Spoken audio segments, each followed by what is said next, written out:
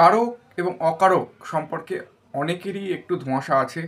আমি খুব ছোট করে আলোকপাত করে দিচ্ছি এবং খুব ভালোভাবে বুঝিয়ে দিচ্ছি। যদি ভিডিওটি ছোট ভিডিও যদি দেখো তাহলে তুমি কারক আর অকারক সম্পর্কে তোমাদের কোনো কনফিউশন থাকবে না। তার আগে যারা বলে রাখি, আমার যারা সাবস্ক্রাইবার তাদের স্বাগতম, এবং যারা নতুন ভিজিট করছেন তারা অবশ্যই একটু সাবস্ক্রাইব করে নেবেন, তাহলে নতুন চ্যানেল আমি খুবই উপকৃত হব।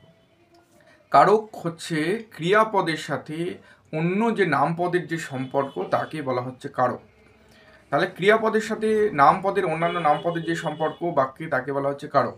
এবং অকারক কাকে বলবো? বাক্যের মধ্যে কিছু কিছু নামপদ ব্যবহার করা হয়, বাক্যের মধ্যে কিছু কিছু নামপদ ব্যবহার করা হয় যে নামপদের সাথে ক্রিয়াপদের কোনো প্রত্যক্ষ পরোক্ষভাবে কোনো সম্পর্ক থাকে না।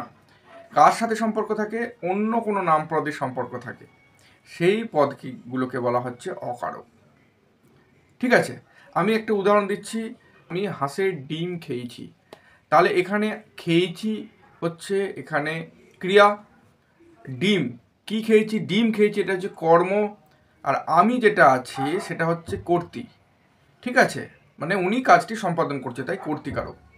তাহলে হাঁসের ডিম, তাহলে হাঁসের এই পদটার সাথে ক্রিয়াপদের কিন্তু দেখো খেয়েছির কোনো ডাইরেক্টলি ইনডাইরেক্টলি সম্পর্ক নেই। এর সাথে সম্পর্ক আছে কার? ডিমের। কর্মের সম্পর্ক আছে, কর্মটা হচ্ছে নামপদ। তাহলে হাঁসের ডিম, তাহলে হাঁসেরটা হবে এখানে অকারক। তাহলে ক্লিয়ার? আমি উদাহরণ দিয়ে বুঝিয়ে দিলাম। হাঁসের ডিমটা হলো এখানে অকারক। হচ্ছে অকারক আবার দুটি ভাগে ভাগ করা হয়, একটা হচ্ছে সম্বন্ধ পদ আর একটা হচ্ছে সম্বোধন পদ। ঠিক আছে, আমি পরের ভিডিওতে ছোট করে করে দিচ্ছি ভিডিওটা, তাহলে আমি সম্বন্ধ পদ এবং সম্বোধন পদ সম্পর্কে ছোট করে আলোকপাত করব। অবশ্যই বুঝতে পেরেছো আমার মনে হয়। কারক অকারক সম্পর্কে কোনো কনফিউশন থাকলে আমাকে কমেন্ট করতে পারো, এবং ভিডিওটি ভালো লাগলে লাইক এবং শেয়ার করে রেখো।